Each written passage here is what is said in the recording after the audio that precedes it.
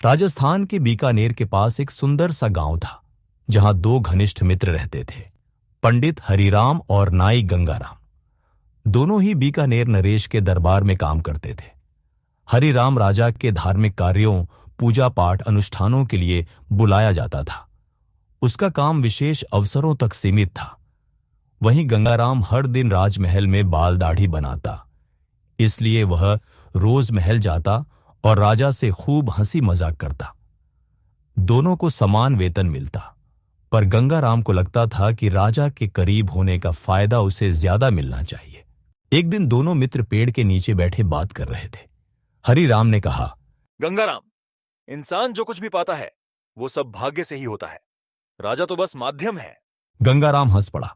अरे हरिराम, भाग्य वाग्य कुछ नहीं होता। जो राजा देगा वही मिलेगा। अगर राजा ने निकाल दिया तो क्या भाग्य आएगा हमें बचाने? बात बात में बहस इतनी बढ़ी कि दोनों आपे से बाहर हो गए। तभी राजा के सिपाही वहां से गुजरे और उन्हें झगड़ते देख दरबार में ले गए। राजा को दोनों की बहस सुनकर आश्चर्य हुआ। उसने मन ही मन तय किया कि इनकी सोच की परीक्षा ली जाए। अगली सुबह उसने दोनों को दरबार में बुलाया। अगले दिन राजा ने गंगाराम को एक सेर चावल, थोड़ा घी और एक बड़ा कुम्हड़ा सीताफल दिया और कहा, जाओ नदी किनारे जाकर भोजन पकाओ, शाम को दरबार में मिलना। फिर हरिराम को बुलाया और उसे दाल, चावल और घी दिया। साथ ही यह भी कहा, तुम भी अलग जगह जाकर खाना बनाओ और शाम को आकर मिलो। लेकिन राजा ने चुपके से उस कुम्हड़े के अंदर कीमती हीरे, मोती और माणिक छिपवा दिए थे। वह देखना चाहता था कि असली भाग्य किसके पास है। गंगाराम ने सोचा, ये कुम्हड़ा तो हरिराम रोज खाता है, मुझे तो ये हजम नहीं होगा। क्यों ना उसकी दाल ले लूं।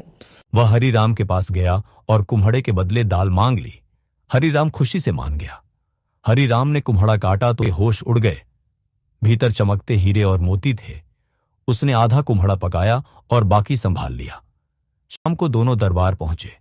राजा ने पूछा, गंगाराम क्या पकाया? गंगाराम घबरा गया और सच्चाई बता दी। महाराज, मैंने कुम्हड़े के बदले हरिराम से दाल ले ली थी। अब भारी हरिराम की थी।